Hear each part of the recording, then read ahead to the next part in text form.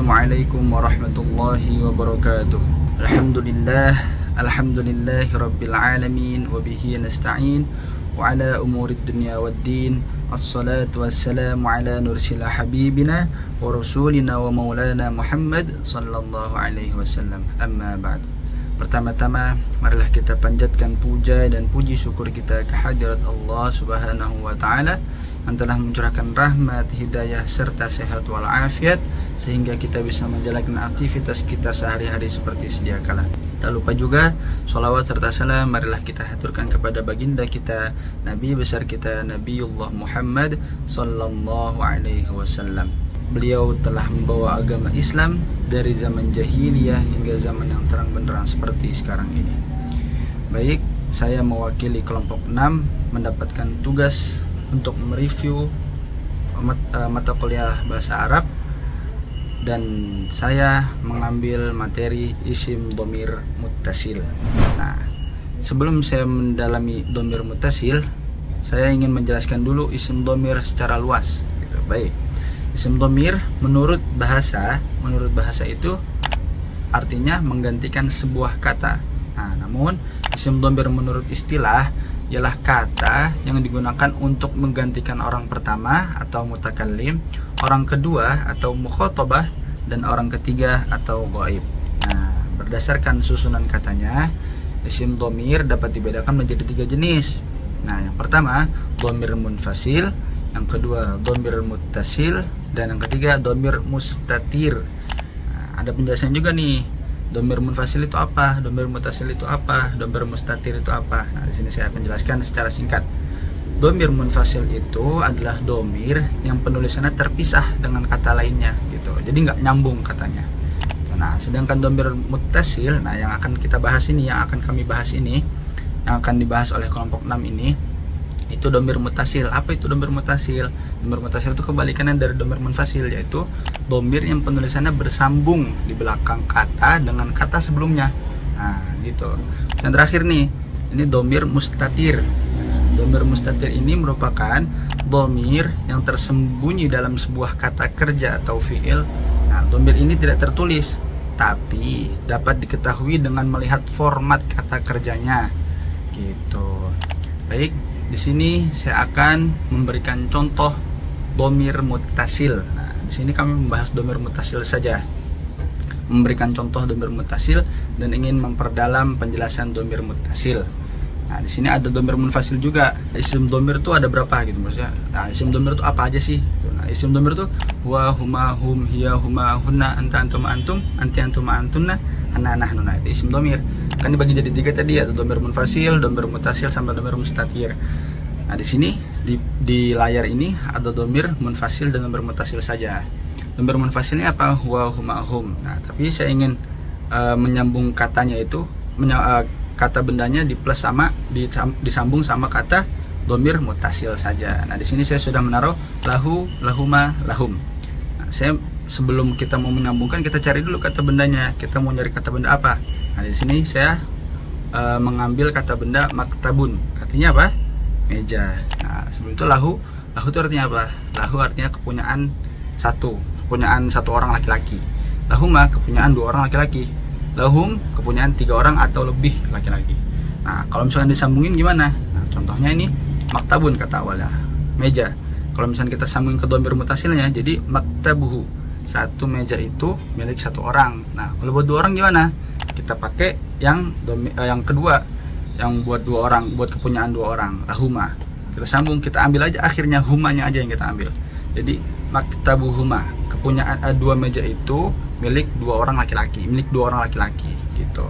So kalau kita mau pakai jamak, mau pakai 3 atau lebih, nah kita pakai yang lahum, tapi diambilnya cuma humnya saja, gitu. Jadi maktabu, misalnya maktabun, kita tambahin humnya aja di akhirnya. Jadinya maktabuhum, kepunyaan mereka 3 orang atau lebih. Jadi 3 meja itu milik 3 orang, gitu contohnya. Baik, ini saja yang bisa saya sampaikan. Kurang lebihnya mohon maaf. Bismillahirrahmanirrahim. Assalamualaikum warahmatullahi wabarakatuh. Saya akan melanjutkan pembahasan isim dhamir yang sudah dijelaskan sebelumnya. Saya akan melanjutkan isim dhamir yaitu isim dhamir hiya, huma, hunna. Nah, di sini ada isim dhamir munfasil dan isim dhamir muttasil. Di sini dhamir munfasilnya yaitu adalah hiya, huma, hunna, dan dhamir muttasilnya ialah laha, lahuma, lahunna. Dan di sini kata benda yang saya ambil untuk contoh yaitu qalamun, pulpen.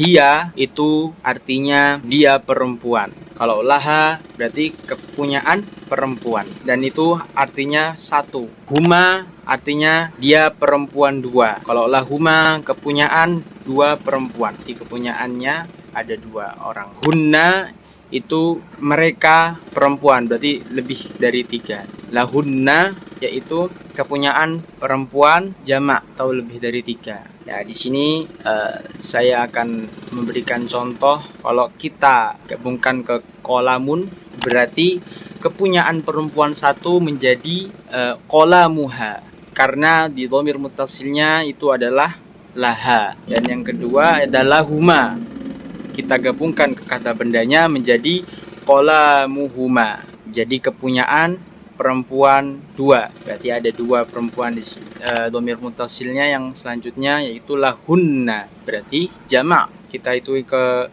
contohnya, ke kata bendanya yaitu jadi qalamuhunna. Qalamuhunna berarti menjadi kepunyaan mereka tiga perempuan, berarti menjadi jamak tiga atau lebih gitu. Baik, penjelasan saya mungkin itu saja. Saya mohon maaf untuk penjelasannya. Assalamualaikum warahmatullahi wabarakatuh. Selanjutnya isim dhamir muttasil, anta, antuma, antum, yang kata bersambungnya laka, lakuma, dan lakum. Kemudian contoh polanya hampir sama dengan pola-pola sebelumnya yang sudah dijelasin oleh beberapa kawan sebelumnya, yaitu dengan membuang la pada kalimat bersambung, yaitu laka, lakum, dan lakuma. Kita beri contoh pada kata benda kataba. Caranya gimana? Untuk contoh kalimat tidak bersambung anta, kemudian kalimat bersambungnya laka, yaitu dengan membuang lam pada kalimat laka, membuang lam yaitu ambil ka-nya menjadi, dan ditambahkan dengan katabah, yaitu buang lamnya, tambahkan ka di akhir menjadi katabaka. Kemudian yang kedua antuma, yang kalimat bersambungnya lakuma, dengan membuang lamnya menjadi katabakuma. Nah, seperti itu.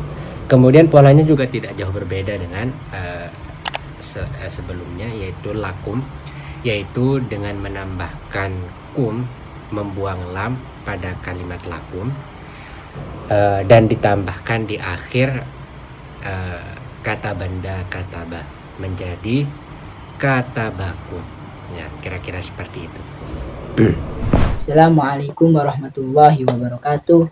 Di sini saya ingin melanjutkan untuk mata kuliah pelajaran bahasa Arab, yaitu isim dhamir yang berawal dari kata anti, antuma, antuna, ana, dan nahnu.